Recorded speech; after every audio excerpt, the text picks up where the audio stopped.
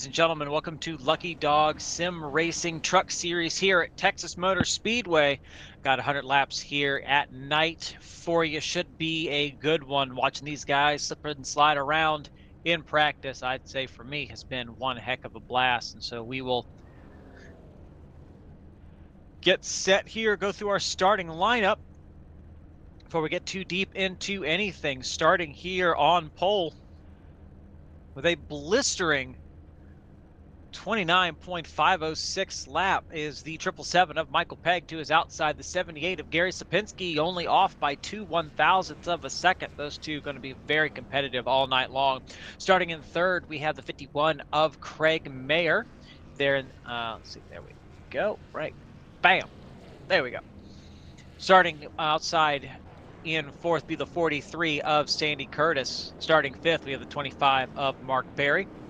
In sixth, the 9 of John Held. In seventh, we have the 429 of Mr. Paul Witt.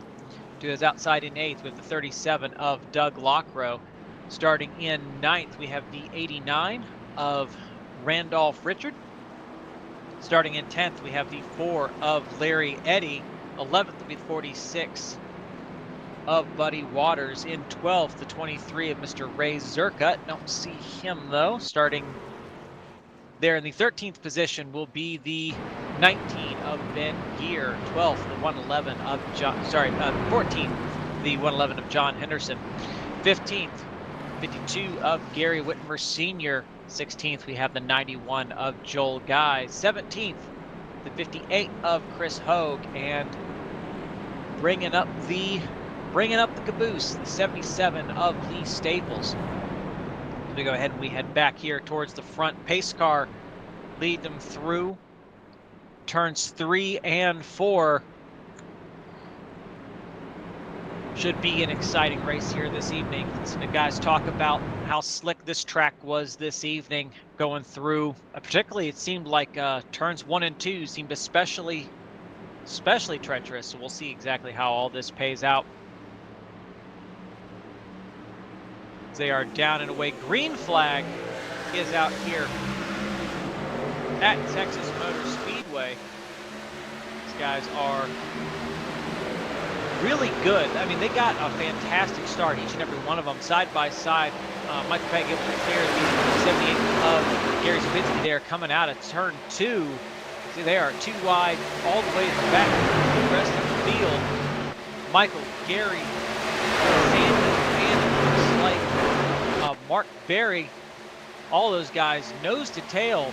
Sorry, that's the 51 there of Craig Mayer. All these guys just nose to tail there going through turns 3 and 4.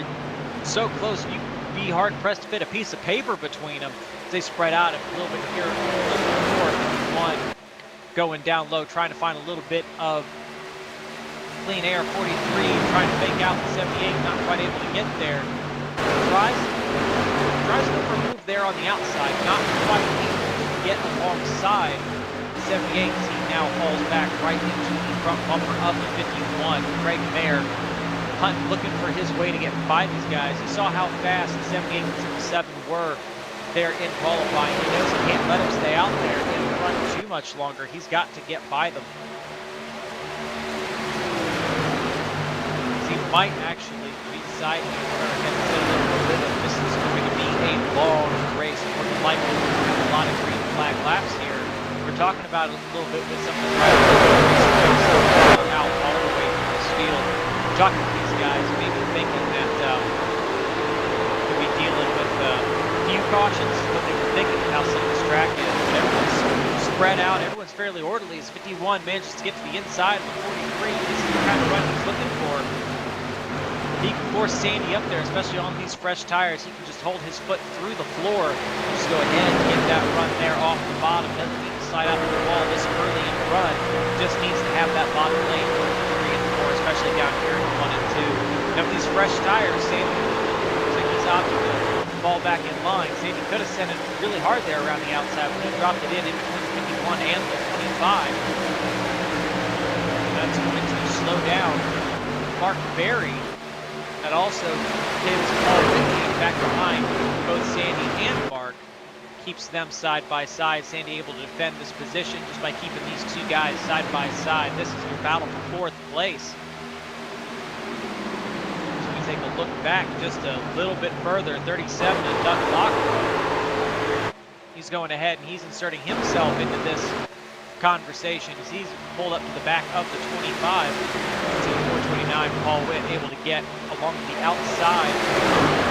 Sandy Kurtz there going through turns 3 and 4. Got a little bit of a nose ahead. Looks like he's going to take advantage, be able to have a little bit of run there. Might clear Sandy by turn 1 entry. Doubt it though. Sandy keeping it low.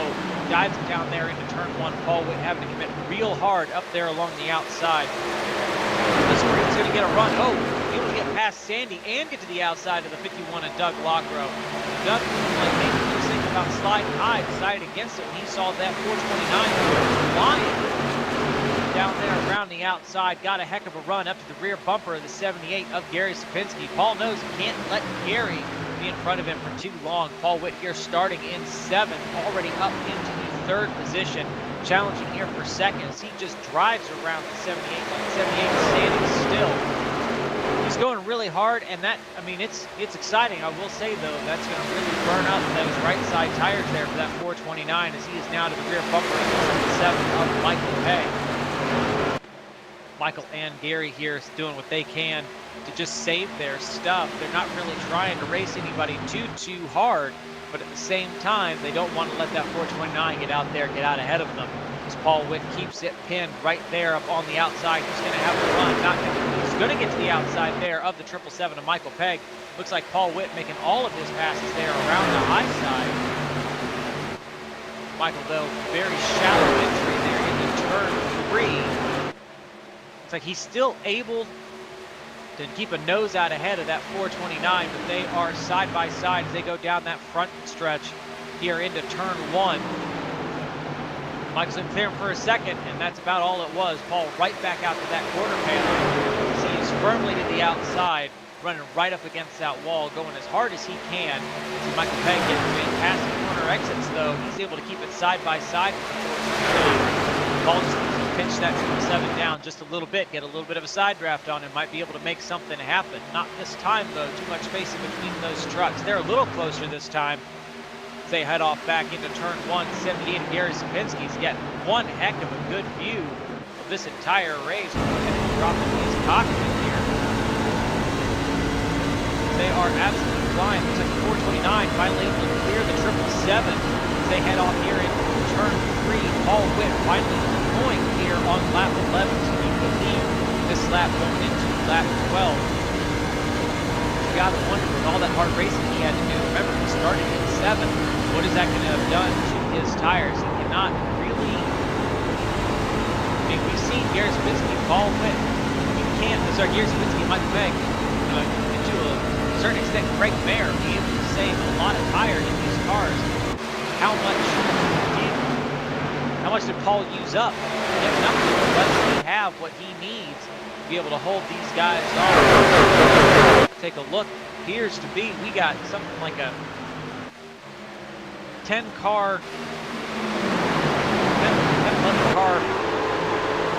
single file train all the way back there to what looks to be the 4 of Larry Eddy. 4 is the first person. Ooh, a little bit of contact between himself and the 89. The 4 here was the only one really racing side by side. A lot of these guys just opted to keep it single file for right now, see what they can do. Typically by this time, the first has stretched out a little bit further. They're only separated by about 2 seconds in that single file line. If you look back at the 111 to John Henderson, he's only 3 seconds off the lead. He is close enough to be able to get a little bit of draft pull there off the 89 ahead of him. He's back here in 12, sort of acting as that bridge between that front pack and these guys a little bit further back as we go back to the front. That 777 of Michael Pegg is falling off just a little bit, about a truck length there. He was challenging Paul Witt for the lead the last time they went by. He has dropped firmly here in 2nd. This is, if I've ever seen one, a tire saving strategy for sure. Paul Witt, I'd be willing to bet. I think we heard these guys during practice, these guys have about 45, maybe 46 laps of fuel based on consumption, obviously, before they'll have to come to pit. So with a 100-lap race, you're going to have to pit at least twice under normal racing conditions. However, we were talking about some of these guys maybe thinking, taking it easy there on the gas, probably using that clutch pedal going through turn 1 and 2 be the most optimal place to save fuel. Some of these guys thinking that maybe they can make it to lap 51. If they can make it to halfway on a single stop, that might be what exactly the plan is. We see the 777 of Michael Pegg, he's back right up to the 78 of Gary Sapinski, lost 0.3 of a second. Paul with that lap is 43 as Sandy Curtis goes right up the track, keeps it out of the wall. Looked like maybe he took a little bit of some evasive action, kind of getting into the back of somebody. It's cost him a couple positions as the 9 of John Held goes by there on the inside. John trying to do what he can to get up there. We know that John Held, one of the fastest guys we have here at Lucky Dog, started a little bit further back in the field. I mean, he started 6th. He's currently running 6th. He's at 51. Looks like he's getting real loose there. Ooh, 9 hits the wall. 51 goes around. That'll be a caution. 9 gets tagged. We caught that. Oh, 89 drilled. 51 hit again. It looked like we saw all that happening in real time. So we'll go ahead and we'll back it up. We'll look at this from our friend the Chopper Cam here real quick. I believe we'll go back one more time. So that 9 he had a good run getting the full 25 or 51, calling 51 right now. Craig Mayer looks like he gets loose there. Saves it. The 9 comes down, tries to do a little bit of a side draft. Doesn't quite work. Hits the wall. 51 goes around, tagged by the 43. Hit by the 89. One more time by the 52. 52 did not check up for that wreck. Drilled Craig right there in that right front. So go back one more time. We're going to go ahead and we're going to ride along with the 51. Goes into this corner. 25 to his inside. Getting a little loose. See him have to correct. That truck never stopped being loose. A little bit of contact between himself and the 9. Just went around. Everything's okay. That little bit of contact's not too bad, but that contact right there. Hard hit. Back one more time, right along with the 9 of John Held. He got a monster run on these guys, especially once that 51 got loose there above the 25. Slides up a little bit, keeps it tight on that bumper, but unfortunately, just 2 of them ran out of room. From behind, goes around, and him coming off the wall tags the 89 again. So unfortunate for both of these guys, for everyone involved.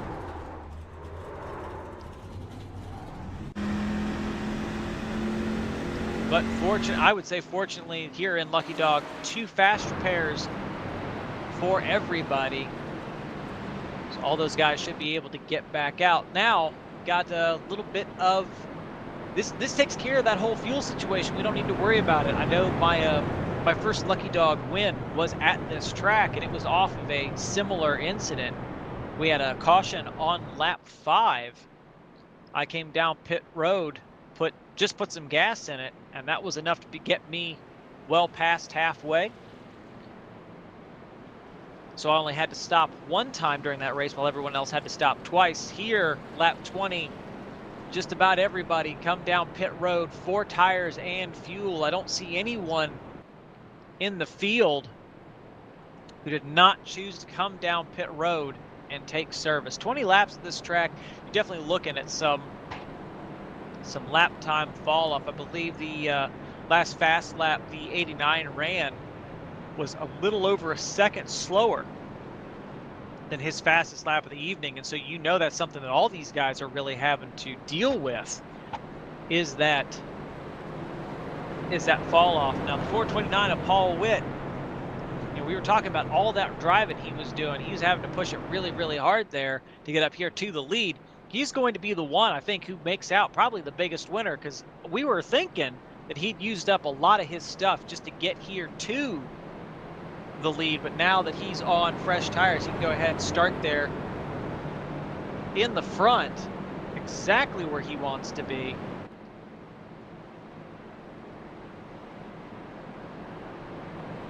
There's good heads-up driving there from the 429.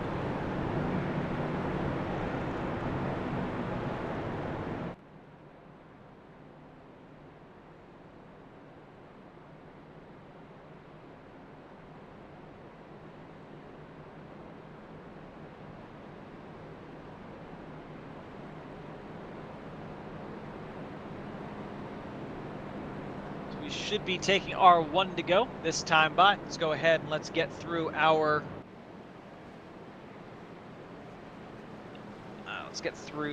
oh my goodness. We'll go ahead and get through our top 5 here.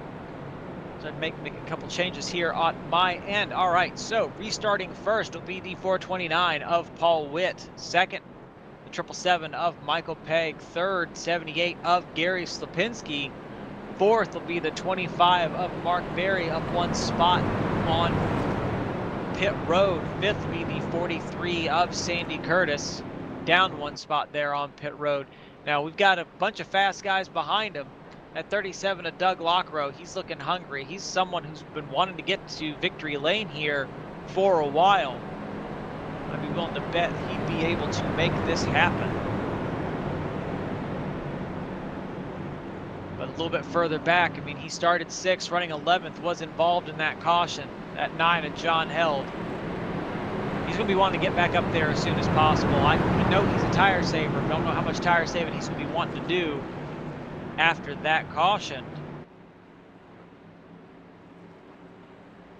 Pace car is off here at Texas, taking the green, coming to lap 23. Paul Witt lead him in the Geico restart zone. Green flag is back out. At the top lane, 777, Michael Pegg got a decent start, but he was laying about a car length back. He was trying to time something. It did not work as the 78 pushes that 429 down into the corner. Something we know about these trucks, the closer you get to that bumper, the looser they tend to get. So Gary Slapinski trying to see if he can get that 429. Little last sorts there going through turn 1, not quite able to do it. 429 dodged off here into turn 3. Here's what sounds like some tires squealing. Some guys here fighting some loose condition here in these trucks on these fresh tires. Looks like everyone keeps it going, pointed in the right direction. Paul Witt was able to lead that lap going into lap 24. They are side by side there for third place, 43 and the 777, both fighting, while the 78 does what he can to try and pressure Paul Witt to make a mistake. Sandy Curtis backs off, lets Michael Pegg go. Not really going to fight over too hard here. He'll get right back to him, maybe waiting for his teammate to get up there, give him a little bit of a push. It's 25 of Mark Berry. He's dropped back just a little bit, back into that 5th spot where he was before we had these, those rounds of cautions. That 37 though, right there, you mentioned he's hungry, looking for a way to get around Mark Berry, try and take that 5th position. We know how valuable the starting commodity will be here at Texas Motor Speedway. He's able to get around him before we have another caution. That'll put him in prime position there to get a good jump there on the leaders in front of him.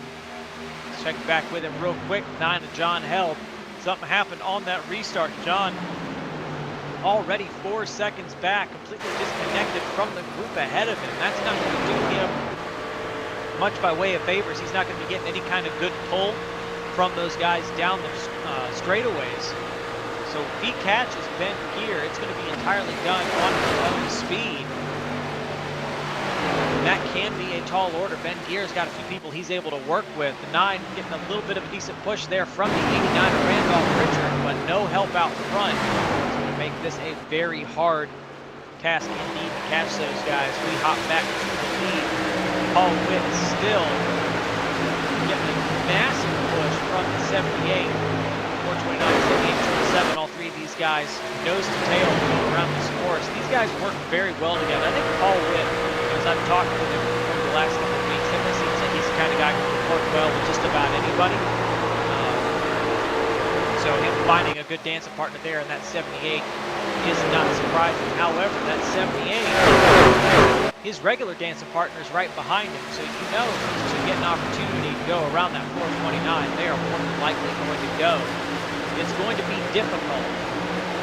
Though Paul Witt, probably the Ryan Newman of this league. This man, man, and you catch him, pass him is an entirely different matter. That 78 is hard to pass, but that 78 will give it to you, allow you to go ahead and burn your stuff and come back to you. Paul Witt will make you fight your stuff off. 777 of Michael Pegg looks on there in third, backed off a little bit, realized maybe he was pushing a little bit too hard, trying to save something. 25 of Mark Berry was able to get back past the 43 of Sandy Curtis. Sandy now sitting a second back. Berry trying to get himself up there in amongst these guys. Sandy Curtis got him. Absolutely. I'm going to go ahead and say Hornet's Nest running behind him. I can find the right, there it is. Trying to break away from them to the 46 of Bubby Waters. Trying to make plays, trying to get around that 37 of Doug Lockrow while bringing the 52 of Gary Whitmer Sr. with him. This little group here, this essentially is your battle for 6th place. They're trying to catch up, like I said, to 5th place Sandy Curtis, see if they can make anything happen. They start to get a little bit here. He's got a little bit of a moment, comes down along the apron there. Looks like maybe he got a little bit loose. I can think of worse things to happen. They can gather back up, keep it going. He is a little bit slower on the racetrack. It's going to back him up to this group led by the 9 of John Held. Him, the 89 of Randolph Richard, doing everything they can to try and get back up there. The 19 falling off there. That's going to be a big boon to these guys. They're going to be able to get a little bit of a draft run off of that 19. Caution is back out. Oh, cars up and over. We missed that. Take a step back and see what happened. Go ahead and we'll see here. Oh, definitely take a ride along with the 52. He's definitely going to have to, I'm going to say driver of the 52 to the infield care center post-race. Let's go ahead and let's take a look at this. So the 43, 46 are here going into turn 1. 43 a little out of sorts. 43 gets loose, comes down the track right in front of the 51.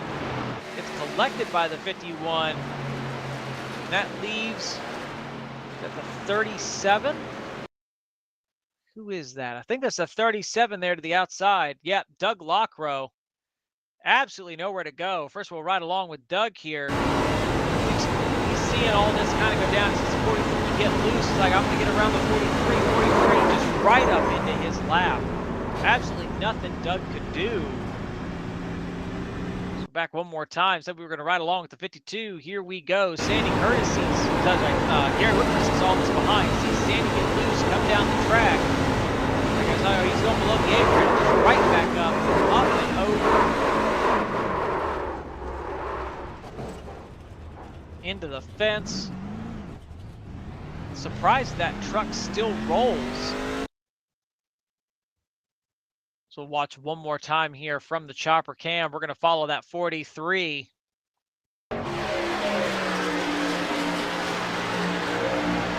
That 46 got a decent run there on that 37, got to his inside. Oh, that'll do it. 43 got a little bit of a tap in the 37, already out of shape. Just trying to spin the corner, trying to save it.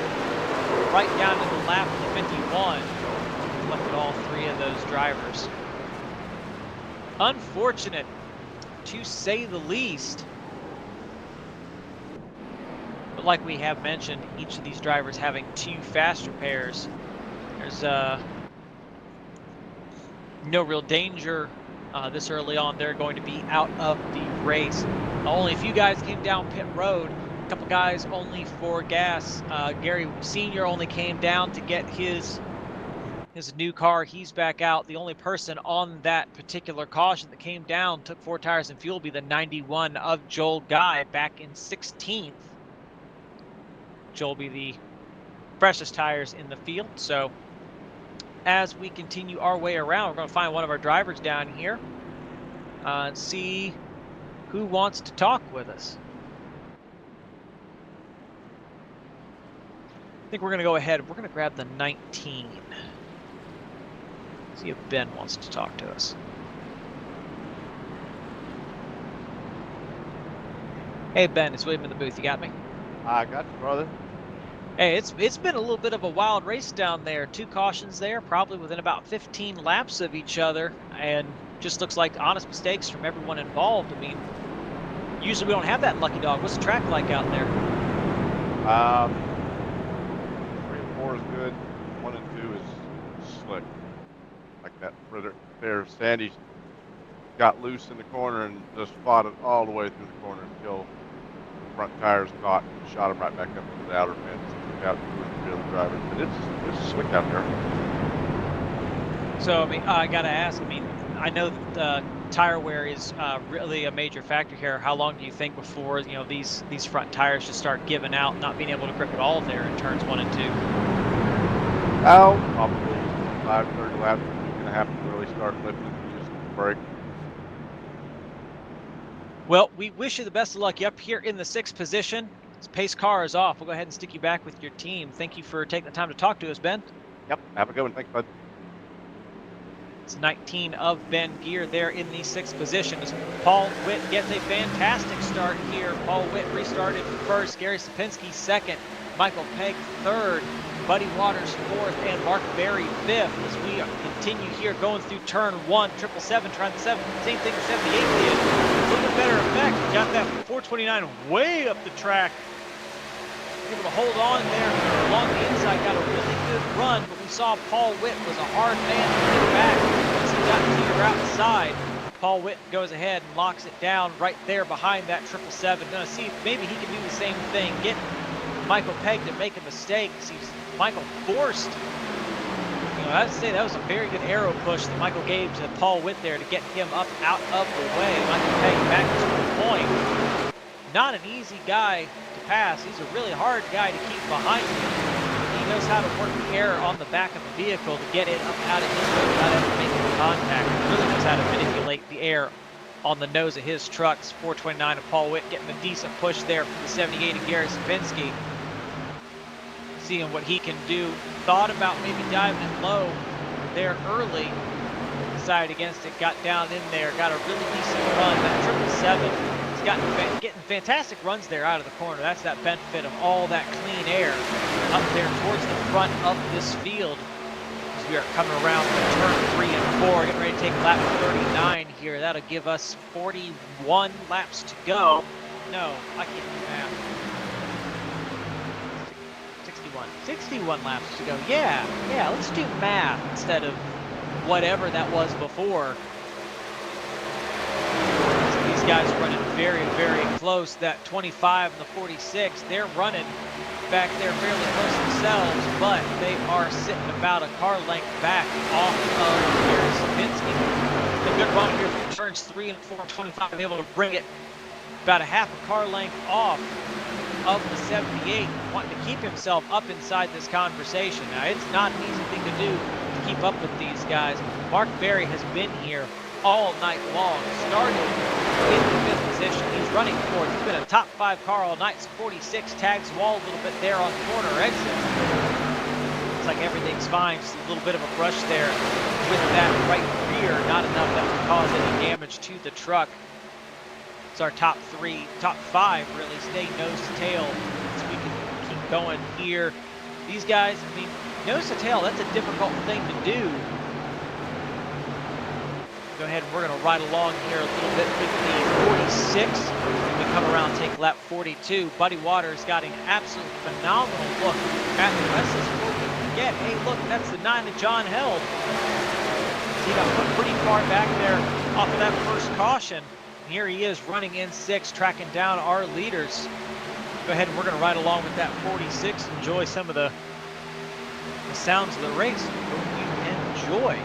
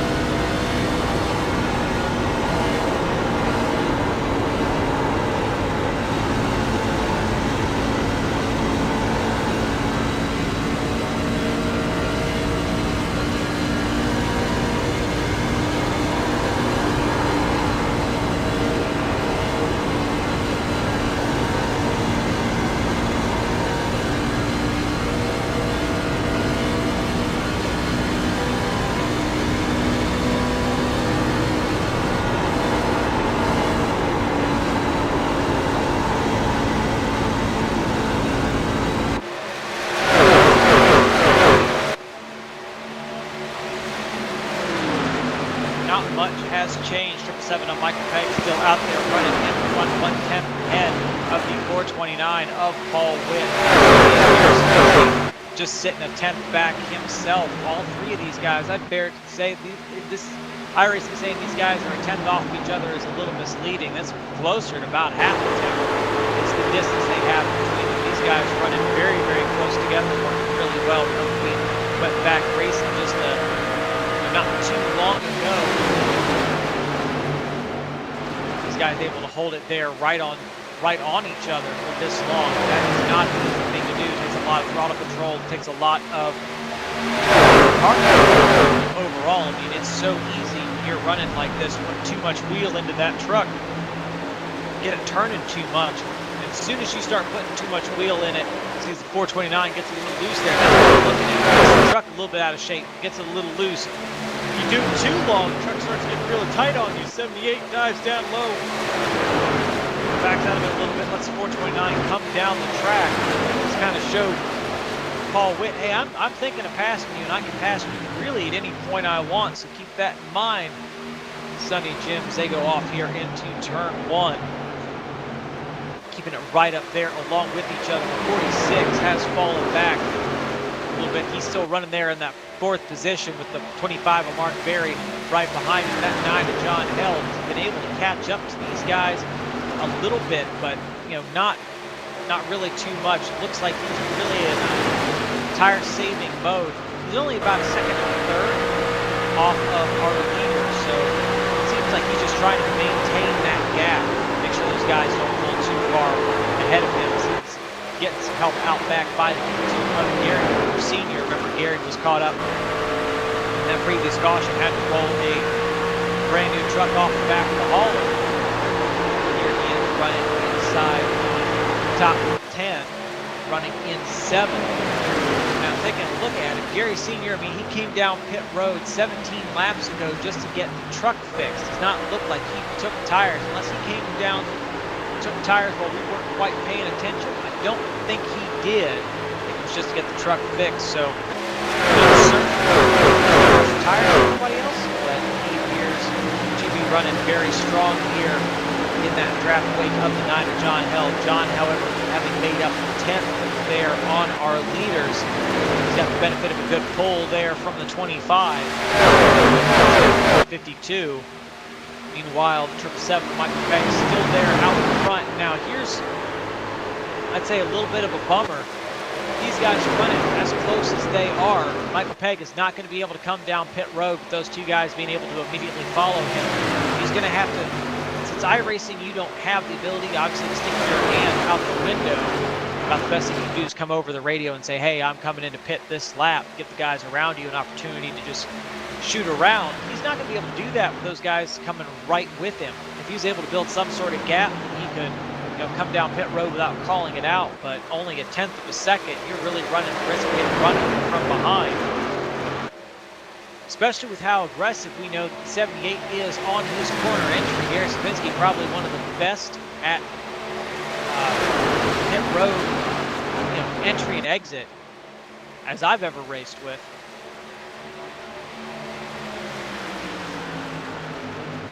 Michael Pegg just continues to keep it focused. He's just running his race, going to stick with his line. We're going to go ahead and we're going to ride along a little bit with the 78. See what you've got to be able to do to keep it pinned up here like this for as long as they have.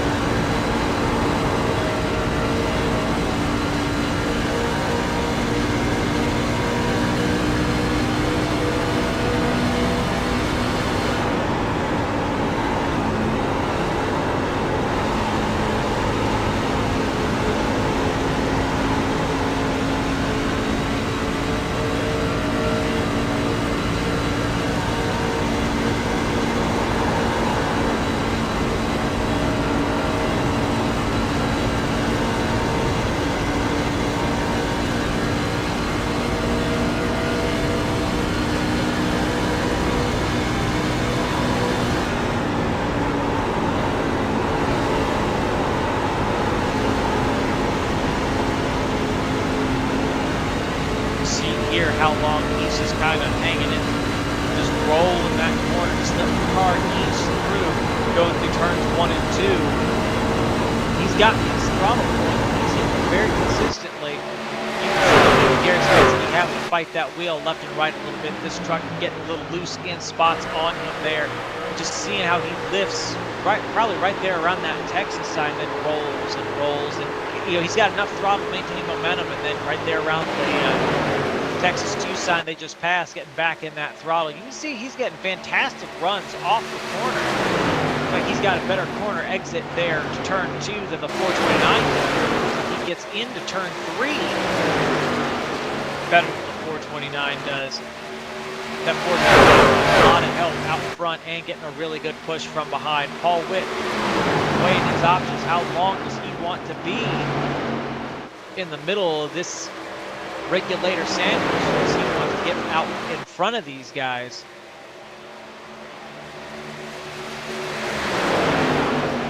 You could also hear going through turns 3 and 4, Gary Sapinski doing a lot of throttle modulation going through the corners. He got a really good exit there.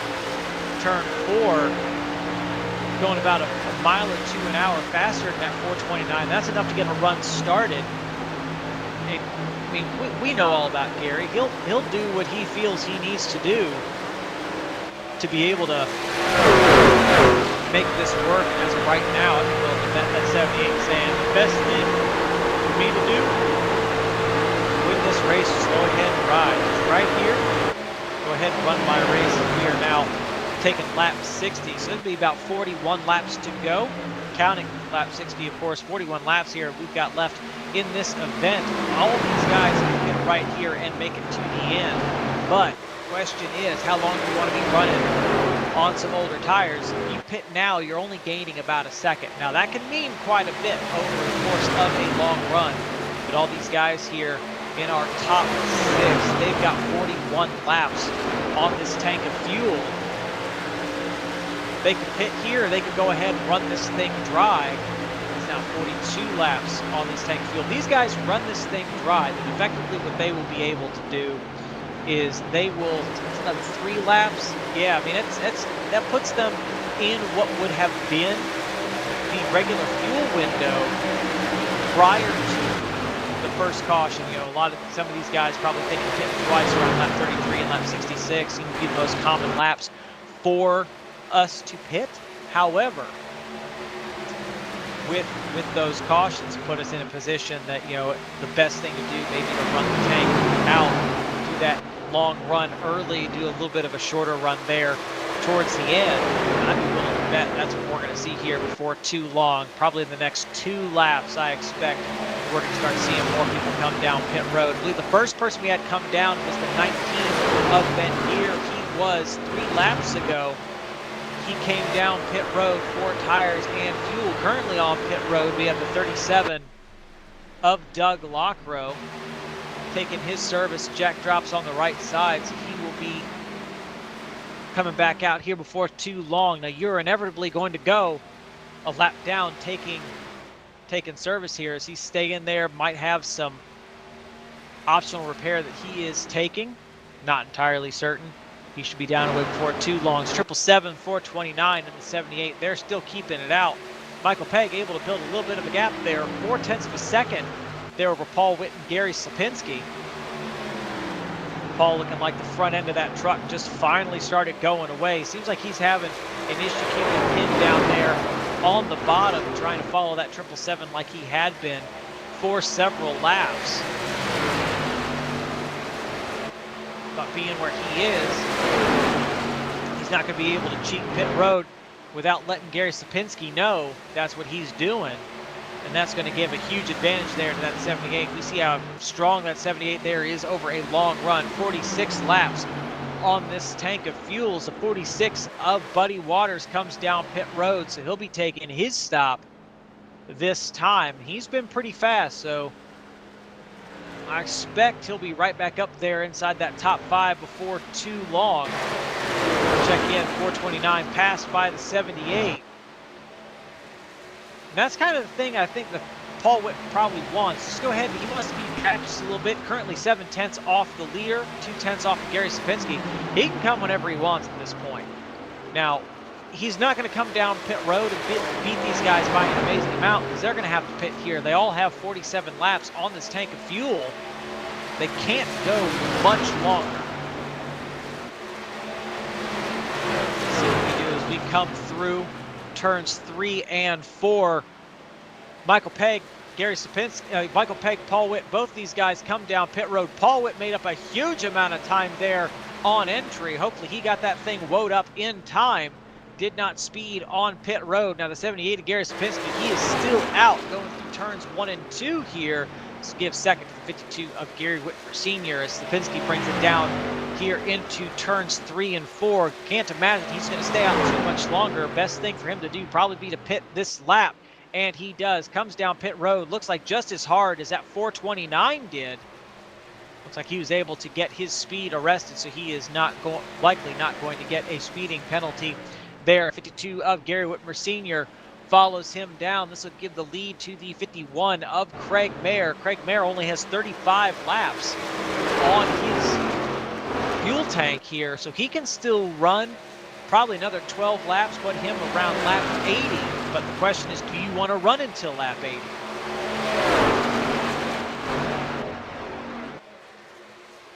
Not entirely certain. We'll see how that goes. Z78 is down and away, finished his service. He is going to get passed right there by the 51, Gary Slapinski. A lap down. Where does that put him with the 777 and the 429? These guys, bumper to bumper going through turn 1. Gary Slapinski, man, I don't know how he does it, but he was half a straightaway ahead of these guys. Managed to build himself one heck of a lead. Caution is out. Oh, all these guys just came down pit road. They're going to have to take, Gary Slapinski will be your lucky dog. They'll have to take the rest will have to take the wave around. What happened? I saw what looked to be a damaged 43 of Sandy Curtis. That truck is destroyed. We'll take a look and see what happened. This was a monkey wrench in everyone's plans. Oh, that'll do it. what looked like it was it started up here around the 51. Got into the 89. Was the 51 trying to hit pit road? 51 slows down way hard, trying to get on pit road, about a half a lane up. Just gets drilled by the 89 in the right rear, shoots him up into the 43 of Sandy Curtis. We're going to ride along with Sandy. He saw all of this happen. That was a brutal hit for all three of these guys. This is one of those cautions you're like, thank God we're not driving actual trucks. That would have hurt all three of these guys pretty bad, I'd say. Just a phenomenal hit. Sandy Curtis here going full song. Not much he could do. Not a lot of time to get that truck woed up. That 51 just absolutely killed. We'll go ahead and we'll ride along with the 51. I believe he was trying to make pit road. It's the only thing that makes sense.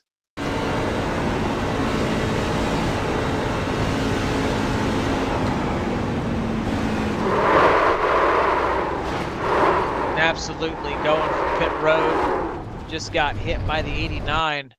Not certain if the 89 knew he was going to pit. He's committed to this low line. He's following that 51. Then he sees a 51 get real big and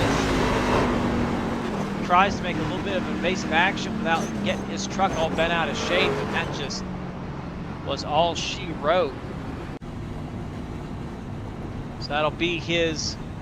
Now that'll be both of their, I believe, final fast repair. 89 brings it down pit road. Well, let's go ahead and see if we can find somebody to talk to us here.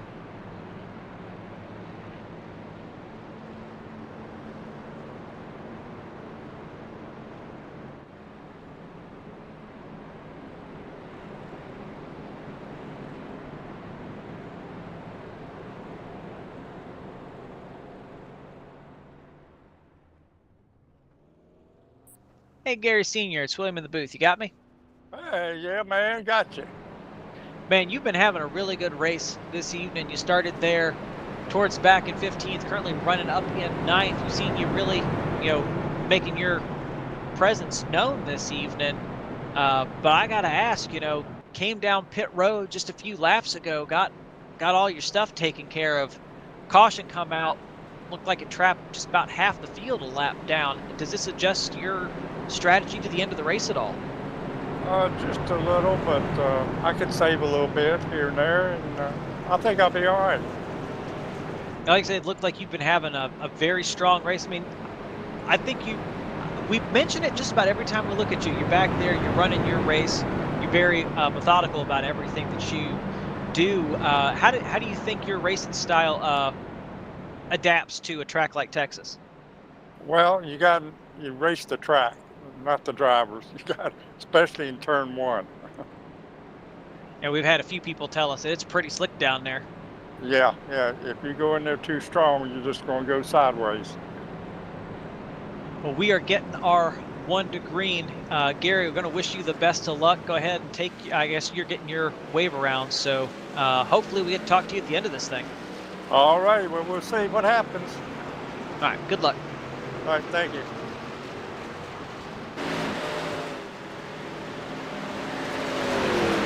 It's the 52 of Gary Whitmer Sr. is that he was part of that group that came down pit road just before that caution happened. So he's going to get the benefit of that wave around. We're going to have a long line of guys all lined up, single file. So Gary Sapinski was the benefit of our lucky dog. Behind him, he'll have the 777 of Michael Pegg, 429 of Paul Witt, 25 of Mark Berry, 52 of Gary Whitmer Sr., 19 of Ben Gear, and 46 of Buddy Waters. Those were all the guys that came down pit road right there. So they got themselves a wave around. They're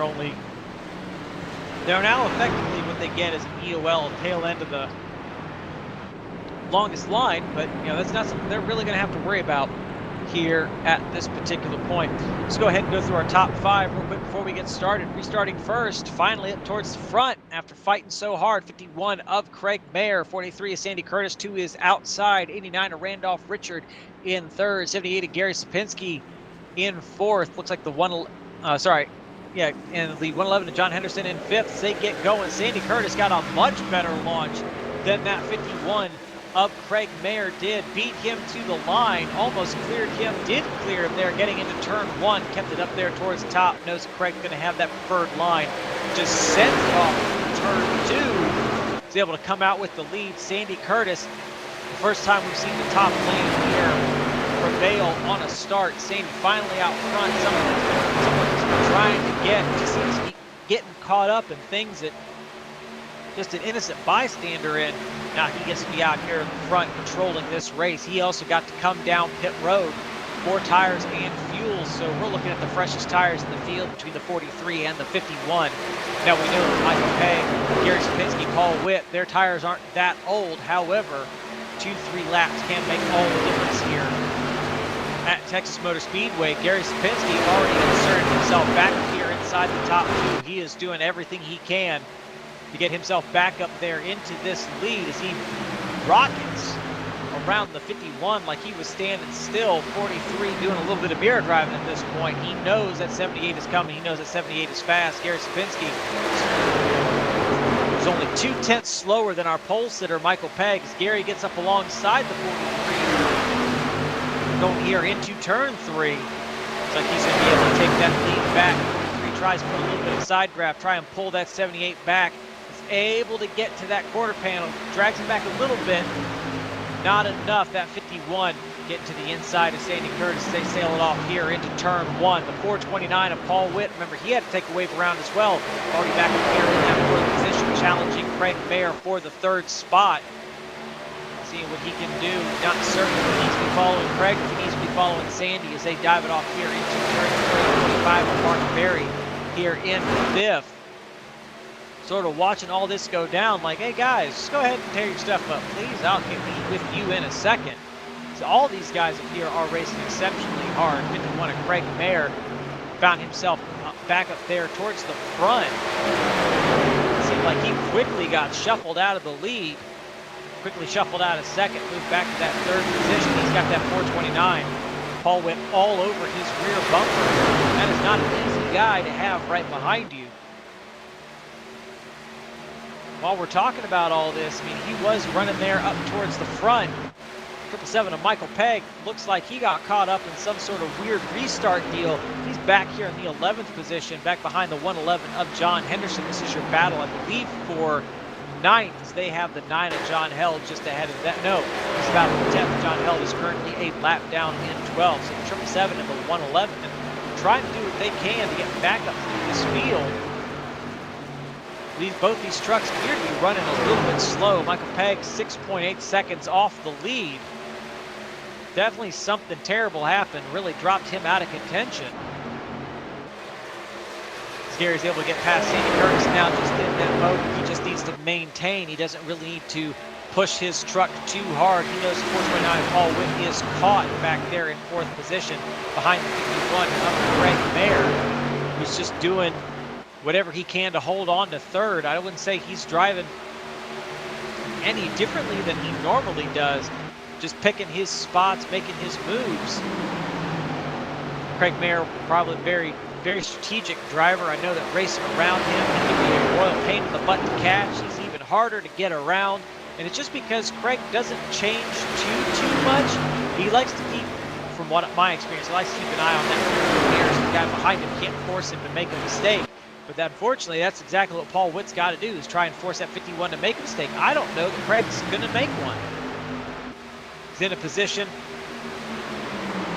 I'd say a very good position here in 3rd. Is able to read what the 43 and the 78 are doing. He's able to see where they're strong, where they're weak. He's got 18 laps to catch and pass Gary for the lead. Just hangs back here, sees if that 43 can force the 78 to make a mistake.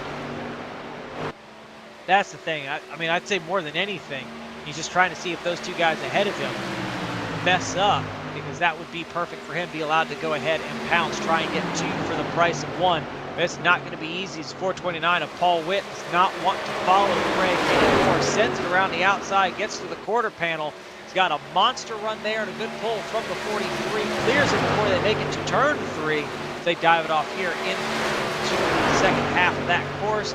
Paul Witt now trying to do what he can, get that good pull from the 43, get him a good draft run there. Seems to be the only place Paul's really been able to make some kind of move is here going around the outside of turn 1 and 2. See where all of his speed is. We said that something was going on with the 777 of Michael Pegg, our pole sitter. He started first. His last time by was a 31.1 second lap, almost 2 full seconds off the pace. There has got to be some damage on that truck from that restart. Michael cannot be happy with how this race is turning out. So go ahead and we go back to our lead. Gary Sapinski, see that 43 looking high, trying to get that run. He saw what Paul Witt did to Craig Mayer behind him. He's like, well, I'm going to go ahead and try it. Just did not have what looked to be the run going through the middle of the corner. He needed to be able to make the most of that position. As we come across the line here, it is 15 to go. We're going to take our last just ride along, enjoy the race. Hope this one is as uneventful as the other ones. I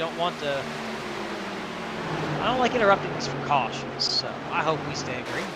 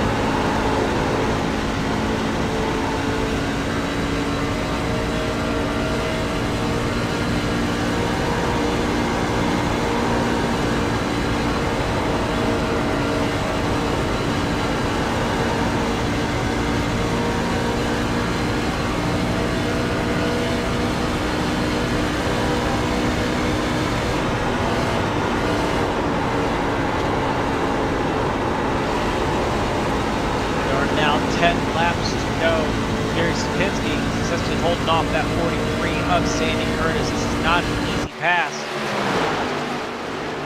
to hold off. Sandy either content to run where he is or looking for that opportunity to get to that rear bumper of that 78.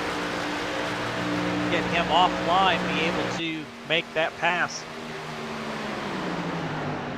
It's not a pass you want to make too early. Gary is known for late, I won't say he's known for late race bursts of speed, but that man is known to find some speed in a truck that he really should be able to find any. Things are really separated out between second and third. Sandy Curtis here, 0.7 of a second ahead of Craig Mayer. Craig going to have to put on one heck of a burst of steam to be able to catch up to these guys. Paul Witt almost 2 full seconds back. He probably caught the wall, noticed he was running a little bit higher lane, not able to make the speed around the bottom that he was looking for. Wouldn't be surprised if maybe Paul tagged the wall coming out of turn 2. These trucks, looking at how he's flirting with that outside wall coming out of turn 2. I mean, these trucks get very, very tight later in the run that you go, especially if you're running that lane. It really seems to make you pay for that decision. When it makes you pay for it, there is no warning. It just goes. It just stops turning. All of a sudden, Sandy trying, not able to hold it down with Gary Sapinski there on the exit of turn 2. Slides up a little bit early. He's sticking right with it, just not able to get that momentum off of turn 2. And I think really that's where he's going to need it. He's going to need a lot of, like a really good run, maybe a dive going into turn 1, where he's going to need a lot of speed coming off of turn 2. That's not going to be an easy thing. Gary Sapinski commits to that bottom lane so early going into turn 1. It's hard to get that dive bomb off. He's able to hold that line going to turn 2 so well that it's hard to get the run off of the corner. Be able to maybe dive going into turn 3. I think that's exactly what Sandy's going to have to do. He's got to get running. He's so close, he can almost taste it. Almost there, 5 laps to go. Just waiting for that exact right moment. Needs to not let any gap build between himself and the 78. As he starts to slide up here towards the wall, he's going to get a good draft pull just to stop him from dropping too far back. But you know, that kind of thing, when we get down to 2-3 laps to go, he can't get that far back. He has got to go ahead. He's got to make this run. He's got to make it happen soon. Because it might take, I mean, we've seen a couple guys take a couple, 2-3 laps to be able to make it past stick. Especially when you're trying to pass someone on the low side here in Texas going from turns 3 and 4. That outside lane's got so much momentum coming off the corner. It can be difficult to keep it pinned. Down there on the bottom, you know, at full throttle, that washing up and wiping out the guy ahead of you, Sandy. Doing a phenomenal job here, keeping on that bumper of Gary Sapinski. It is a 2-horse race for this lead. So we got 3 laps to go.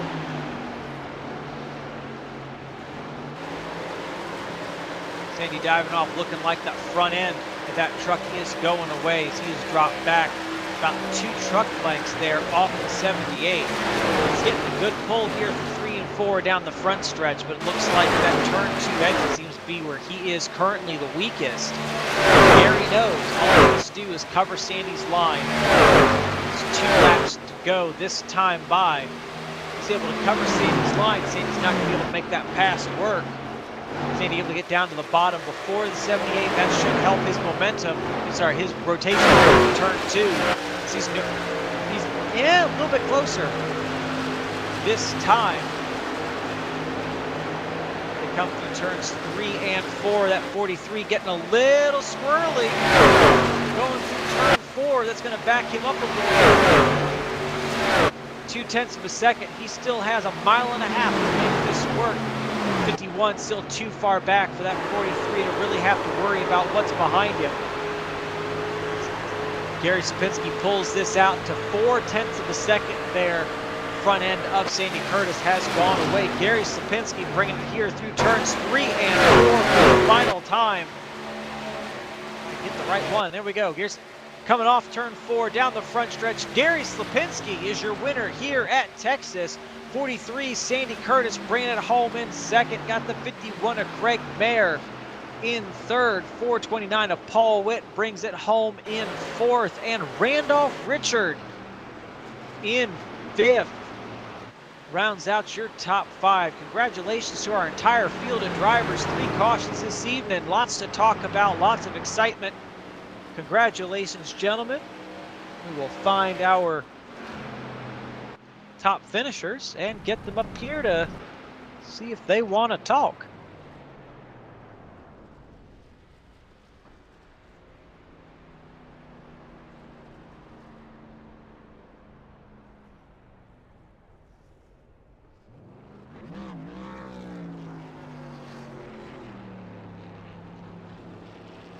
I do not see our third place finish. Oh, sorry, our second place. No, it is third. Our third place finisher of Craig Mayer. So want to go ahead, take a second, and recognize Craig there. Phenomenal job there. Did a lot of racing towards the. Got caught up in some stuff that wasn't you. Got back up there. Fought pretty hard there with 429 of Paul Witt. Beat Paul. Not an easy thing to do to beat that 429, but let's say you put a good spanking on him. Come home in third place. Craig Mayer, one of the guys that I would love to talk to post-race. So, Craig, if we get you in that team speak there so we can have a conversation sometime, I think that'd be great. But again, congratulations on your third place finish, and we hope to see you again. So go ahead and we'll move on to our second place finisher there, the 43 of Sandy Curtis. Sandy, is William in the booth. You got me? Yes, sir. How are you? Man, that was an exciting last run there. You got a monster start there on that restart, and then I know Gary got around you, but you kept it glued to his back bumper that entire last run. That is not an easy thing to do for anybody. No, usually when I see his back bumpers when he's lapping me, right? So it was nice to be on the same lap for a change and being that close to his bumper. No, and looked like you guys. You guys working as drafting partners. I mean, that's what it really looked like you guys were doing. Almost like we were seeing that one of those 2-car tandems back in the Car of Tomorrow era. You guys were really putting a hurting on the field, really stretching out that gap. Yeah, once I got behind Gary, I know he's usually, 99% of the time the fastest guy out. And I just figured if I could stick with him and stay in his draft that, Craig and Paul were going to start fighting. And that was going to make it space just for me and him. But I knew I was going to run out of tires way before he did.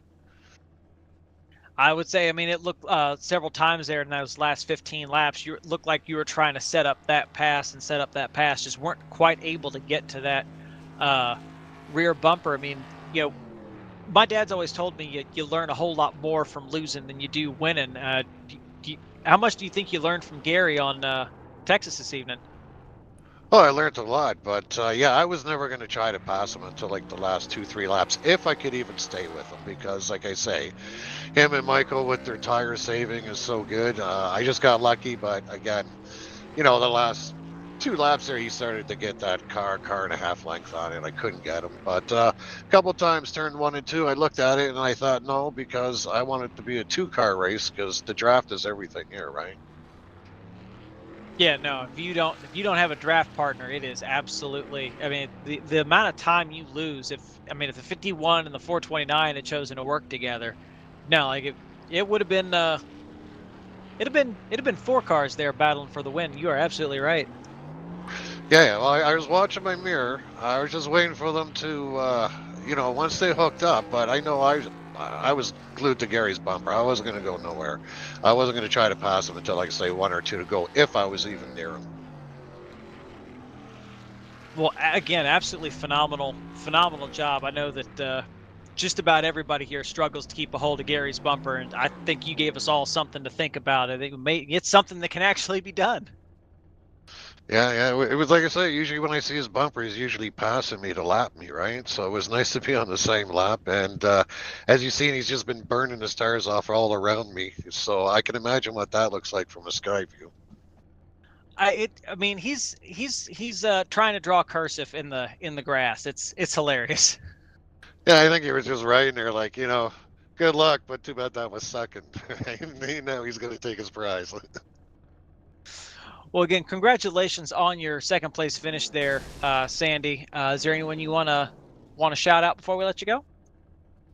Yeah, I just want to give a shout out to my wife and my father, who's 94, and he actually watches YouTube, watches our races. I told Brian that like 6 months ago.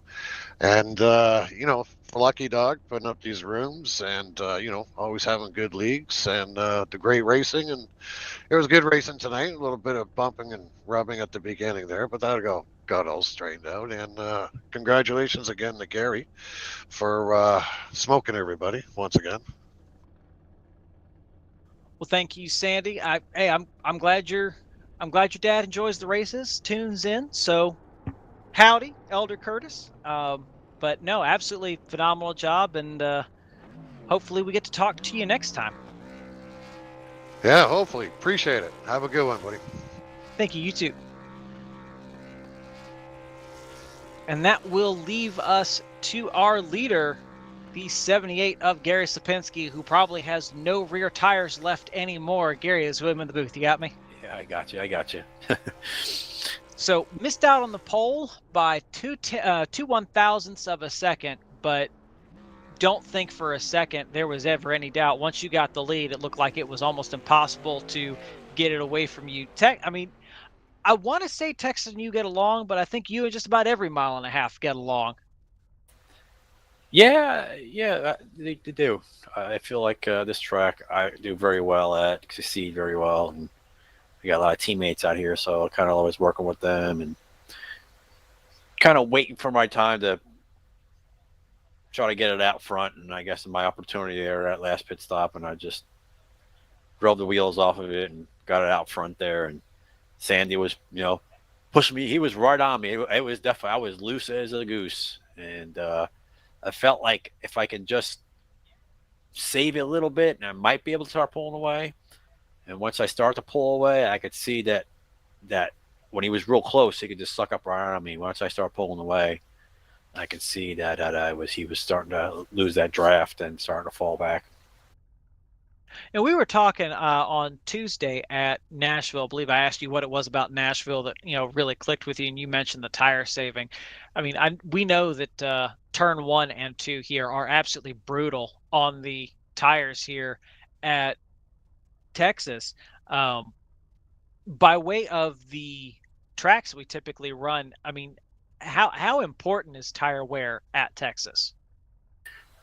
Yeah, I think it's pretty important. You not to wear that right rear off of it for sure. Definitely, you can. Once you heat it up too much, you're just going to lose speed off the corner. And where is most important is as you get your truck into one, settle it, and you get back on that throttle. And where you get back on that throttle, getting off of 2, launching it, getting into 3 is everything. Getting through there and through the front stretch and everything. If you don't have good speed getting off of 2, you're probably going to get passed, or you're going to lose speed. You're going to get too loose. And you're going to lose a lot of time there. I think coming off of 2 is like the key for Texas. Yeah, I can definitely see that. Seeing a lot of folks get I know that my biggest issue getting through turn 2 is I'm always pushing tight coming out of turn 2. See other folks there seem to be just wrecking loose coming out of 2. Is there some magic position? Is there some magic spot on the track to just go ahead and get back in the throttle, or is it just that just easing back into it and just trying to keep everything under control? I think it's a combination of the two. I really do. I think it's the combination. Don't stab back on it right in that center right there on old tires. As they get older, you got to just find that right spot that has that grip and back on the throttle, full throttle, straight off the corner, and you'll get that good speed to go into 3.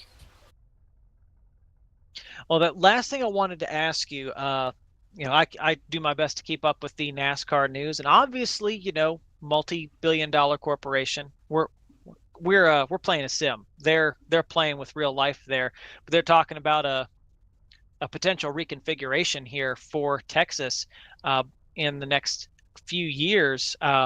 When it comes to, I know we have Legacy Texas here in iRacing, and obviously we have the current configuration. If they were to do something to change the racing here at Texas, what would you, as probably the best driver in our league, want to see as a development here? I hope they don't turn into like a Atlanta, the new Atlanta. I just don't hope they don't add too much banking or just going like wide open. I don't know if I like that. I like a driver's racetrack. I just don't want to hold it wide open. Oh yeah, we're going flying around here like the Talladega, Daytona. I just hope they engineers come up with something that's technical.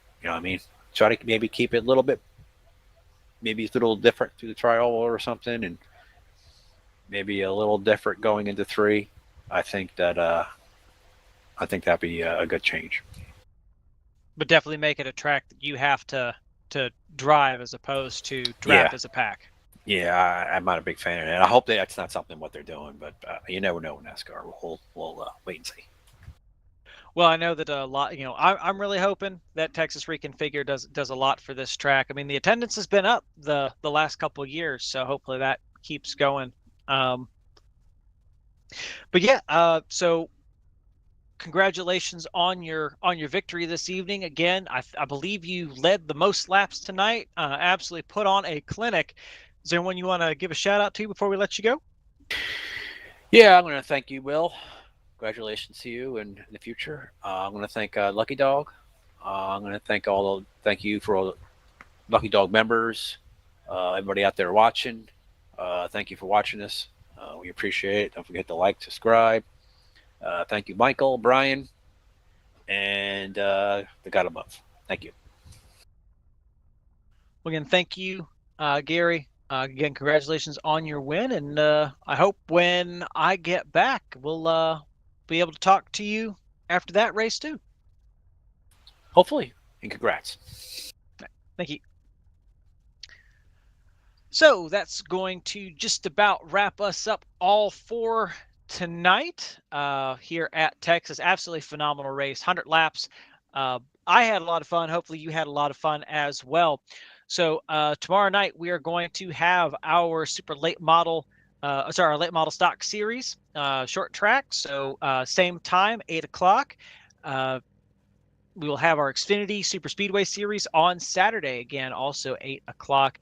Monday, our Gen 4 Cup Series, and the Gen 6 will be back at it Tuesday at 8 for the season finale. So if you want to see who comes home with that trophy, I believe that while we're here, see if I was smart enough to have it pulled up. I don't believe I was. Oh, wait.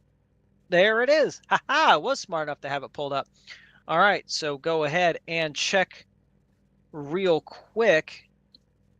See if you want to show up there for the finale, see who comes home with that